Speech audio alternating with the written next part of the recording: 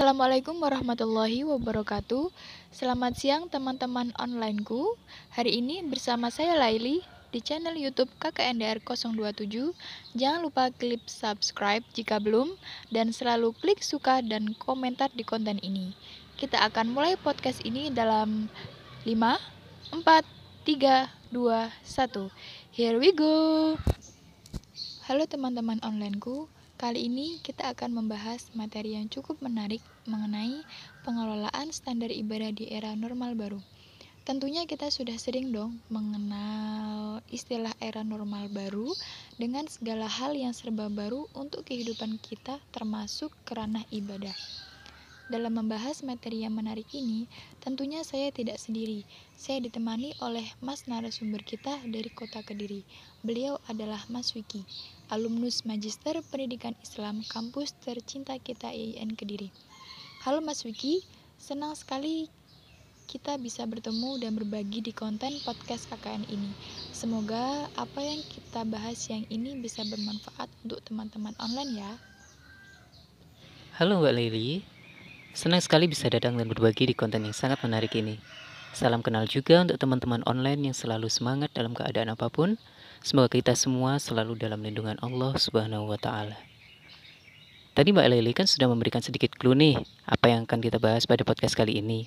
Cukup kompleks sih kalau membahas pengelolaan. Benar nggak Mbak? Nah, benar juga Mas. Ini jadi salah satu konten yang cukup menarik untuk dikulik. Nah, menurut Mas Vicky sebagai alumnus manajemen ya, bagaimana pola pengelolaan yang baik Mas? Haruskah letter leg yang manut prosedur manajerial ataukah bisa gitu tanpa mengikuti runtutan prosedur? Semisal kayak disederhanakan gitu Mas.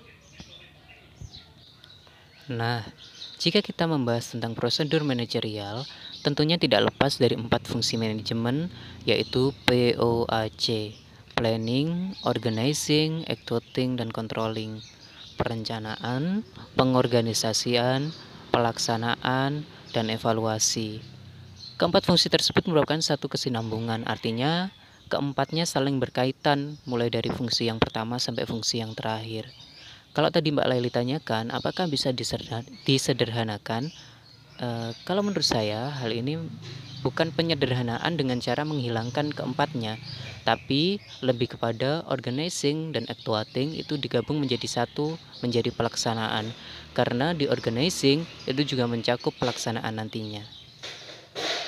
Terus Mas, kompetensi manajerial kan tidak semua orang bisa ya. Bagaimana menyikapi hal itu? Mengenai kompetensi manajerial, tentunya kita kembalikan lagi ke naluriah manusia. Secara naluriah, manusia itu punya kompetensi untuk mengatur atau mengelola. Sedari kita kecil sampai kita dewasa, kita tuh punya potensi tersebut.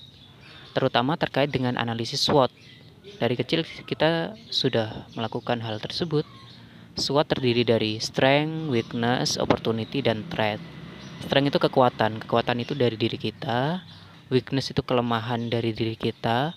Opportunity itu kesempatan dari luar, dan threat itu ancaman dari luar. Tentunya dalam kehidupan kita sudah melaksanakan ini. Mulai kita itu introspeksi kekurangan dan kelebihan kita, kemudian kita juga berpikir bagaimana kesempatan di luar sana dan ancaman yang kita dapatkan. Sekarang kita masuk pembahasan inti Mas, ke pengelolaan standar ibadah. Bagaimana menurut Mas tentang pengelolaan standar ibadah di era normal baru seperti ini? Kita masuk dalam pengelolaan standar ibadah. Di sini saya sederhanakan ya. Kita fokuskan pada pengadaan kemudian perawatan. Dua hal ini yang jadi fokus utama kita dan masalah utama kita dalam pengadaan standar ibadah. Kita mulai dari pengadaan. Mengenai pengadaan, kita itu juga harus melakukan analisis SWOT. Tentunya, terutama terkait keadaan lokasi tempat kita atau tempat fasilitas ibadah kita.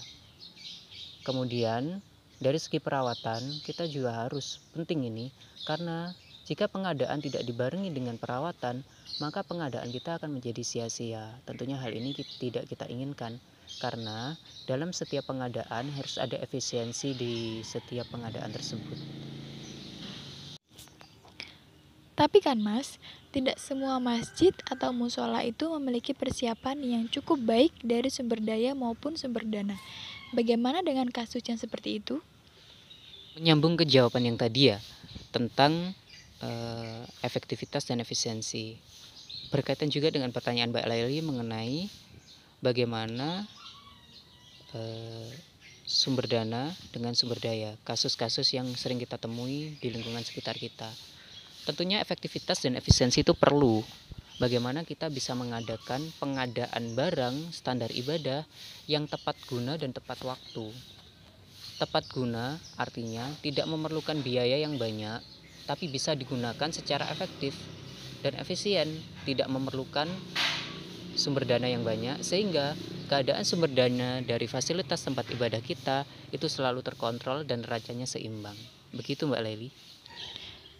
Mas Vicky kan berprofesi sebagai guru juga. Apakah pengelolaan standar ibadah di masjid atau musola yang berada di sekolah juga sama prosedurnya? Berkaitan dengan profesi ya, terkait guru, saya merupakan salah satu guru di sekolah menengah pertama. Jika membahas tentang pengelolaan standar ibadah di masjid atau musola yang berada di lingkungan sekolah, saya kira lebih mudah karena saya kira di masing-masing sekolah itu sudah terbentuk yang namanya tim keagamaan, di mana seksi keagamaan ini berfokus untuk tugas mengelola standar ibadah di sekolah, baik itu muslim maupun non-muslim. Nah, khusus untuk yang muslim, saya sendiri termasuk dalam tim tersebut. Pengadaan standar ibadah sudah kami lakukan, terutama untuk antisipasi jika suatu saat siswa akan dimasukkan kembali setelah era belajar dari rumah. Kita sudah pasang jarak antar soft, kita sudah sterilkan tempat-tempat, peralatan ibadah, kemudian kita juga selalu jaga jarak dan kebersihan di lingkungan tempat kita sekolah dan di fasilitas ibadah. Sepertinya sudah sangat lengkap ya informasi yang kita dapatkan dari Mas Vicky hari ini. Terima kasih sudah mau berbagi informasi dengan teman-teman online mengenai pengelolaan standar ibadah di era normal baru. Sukses selalu untuk Mas Vicky dan untuk teman-teman online, tetap semangat di segala kondisi. Lekaslah hilang wahai pandemi, lekaslah pulih wahai bumi. Salam dari saya. Wassalamualaikum warahmatullahi wabarakatuh.